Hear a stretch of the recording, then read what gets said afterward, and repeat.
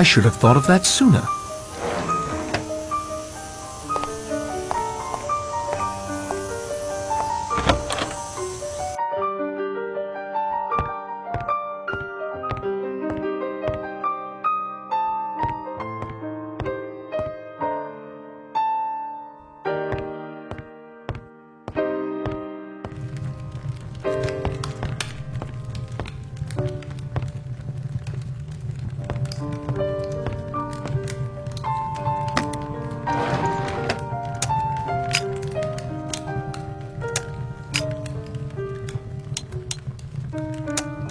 It needs something to improve the reception.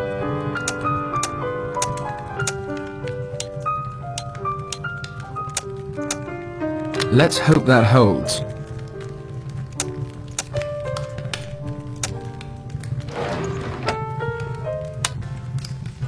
There.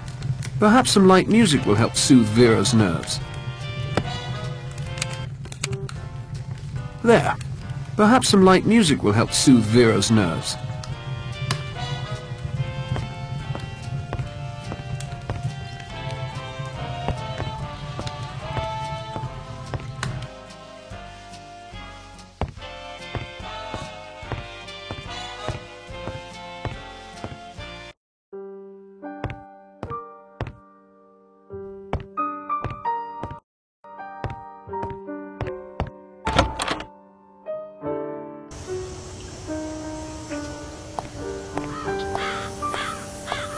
No one's hiding in there. I'd stake my reputation on it.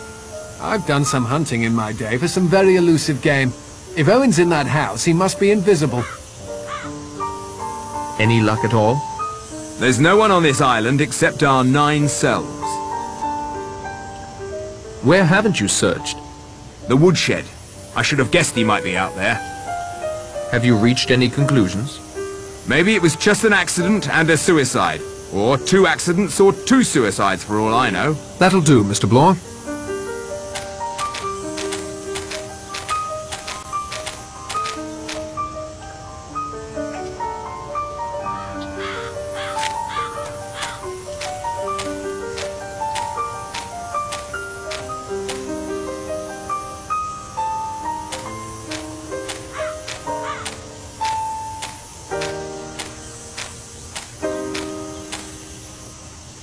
Woodshed is empty. This is a dead end. If Owen's buried under that woodpile, good riddance to him.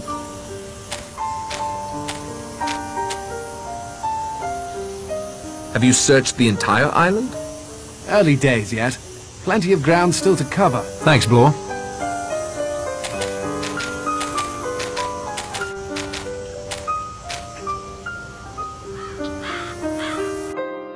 The wind is picking up again, and there are white horses on the sea. Has anyone seen the good doctor? Here I am, Judge, just freshening up in my room before dinner. How did your search go, Mr. Lombard? Badly, Judge. I'm afraid I found nothing and lost Mr. Bloor. There's a squall moving in again. Shiprock's become quite windy. Rogers? What is it, man? The figures, sir. The figures in the middle of the table. Look, now another's gone. There's only 7. It doesn't make sense. What's going on? What's happening? We can discuss this new development over dinner. It's ready, Rogers? Yes, sir. It's only cold tongue and cold ham, sir. We understand, Rogers. Where's the General? Last time I saw him was on that beach. You asked me about him, Narracott. Did you find him there? Yes. Did he say anything to you? His mind was wandering. Perhaps you'd be so good as to fetch the General, Mr. Narracott. We'll delay dinner for you both. No need for that. He's dead. Down there on the beach, leaning against a rock like a stick of driftwood. Chapter 4. 7 little sailor boys chopping up sticks. One chopped himself in halves, and then there were 6. Rogers is a first-class butler. I'll say that for him. Wife was a pretty good cook, too. Too bad we only got 1 meal out of her. Ladies and gentlemen, back to the business at hand. I'm going to ask Mr. Narracott to continue his investigation. But he's the last one who saw the General alive. The last one who is willing to admit to it. Mr. Narracott?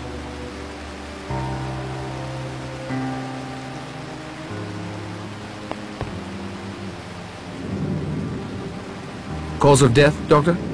The back of his skull was crushed with a blunt instrument. Could the General's death have been an accident? There were multiple wounds. Unless he repeatedly slammed the back of his head against a rock, I think we can safely rule out accident and suicide. Which confirms what we've all come to suspect. The first two deaths were undoubtedly murder as well. I concur. Time of death? Only a few minutes before he was found. Not more than 30 at the outside. Do you have an alibi for that period of time?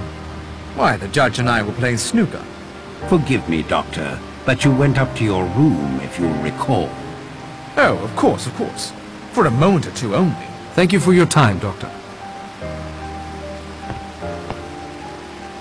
Where were you during the half hour in question? I won't deny that Lombard and I had split up by then. I was just wondering, collecting my thoughts, you might say. How did you come to find the body? I'd seen the old gent down on the beach when we searched the island. He seemed pretty confused. I saw the storm coming on, knew it was almost supper time. Thought I'd collect him. See anyone else on the beach? No, no one. See anything of a murder weapon? Plenty of solid Devon rocks about.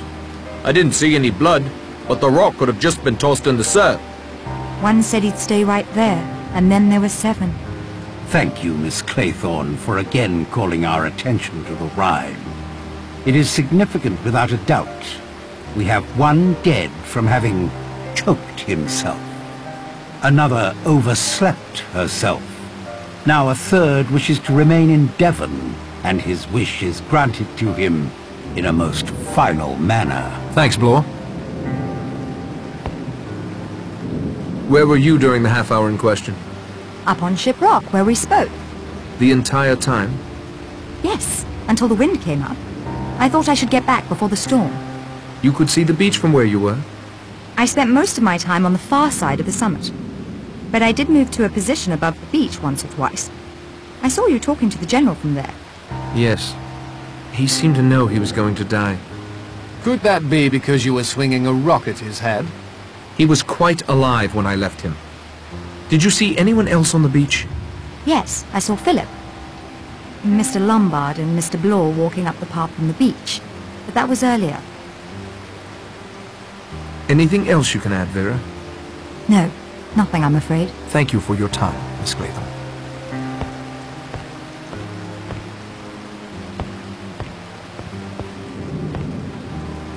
Where were you during the half hour in question? After Blore wandered off, I went back to that ruined fishing village. It seemed the most likely place for Owen to be hiding. When the weather closed in, I made a dash back here to the house. Find any trace of Owen or anyone else on the island apart from us? No, I wish I had. Anything else you'd like to add? Not at the moment. Do you think I should use the parachute to try and reach the mainland? Yes, I think I'll feel a lot safer with you gone. Could you assist me with your plan? I handed it to you on a platter, Narracott. Surely others can help you with the menial work. I will pilot it for you, however. That better be my job. As you like. That'll be all, Mr. Lombard.